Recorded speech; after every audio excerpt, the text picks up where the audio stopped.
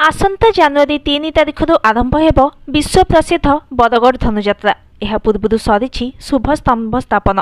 କିଛି ଦିନ ପୂର୍ବରୁ ବରଗଡ଼ ହାଟପଦା ସ୍ଥିତ ସଞ୍ଚାର ପଡ଼ିଆରେ ଶୁଭ ଖୁଣ୍ଟି ସ୍ଥାପନ ହୋଇଥିବା ବେଳେ ବୁଧବାର ଅମ୍ବାପାଳି ବୃନ୍ଦାବନ ପଡ଼ିଆରେ ଶୁଭାରମ୍ଭ ସ୍ଥାପନ ହୋଇଛି।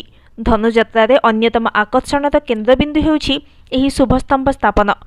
ଆମ୍ବପାଲି ସ୍ଥିତ ସମଲେଶ୍ୱରୀ ମନ୍ଦିରରେ ମାଙ୍କୁ ପୂଜାର୍ଚ୍ଚନା ପରେ ବାହାରି ଥାଏ ଭବ୍ୟ ଶୋଭାଯାତ୍ରା। ବାହାରି ଏହି ଶୁଭାରମ୍ଭ ସ୍ଥାପନ ହୋଇଥାଏ। ଆଉ କିଛି ଦିନର ଅପେକ୍ଷା ସଜେଇ ହେବ ବରଗଡ଼ ସହର। ଆସନ୍ତା ଜାନୁଆରୀ 3 ତାରିଖରୁ ଆରମ୍ଭ ହେବ ବିଶ୍ୱ ପ୍ରସିଦ୍ଧ ବରଗଡ଼ ଧନୁଯାତ୍ରା। ଦୀର୍ଘ 11 ଦିନ ଧରି ଚାଲିବ ଏହି ଯାତ୍ରା। ଏହା ପୂର୍ବରୁ ସରିଛି ଶୁଭସ୍ତମ୍ଭ ସ୍ଥାପନ।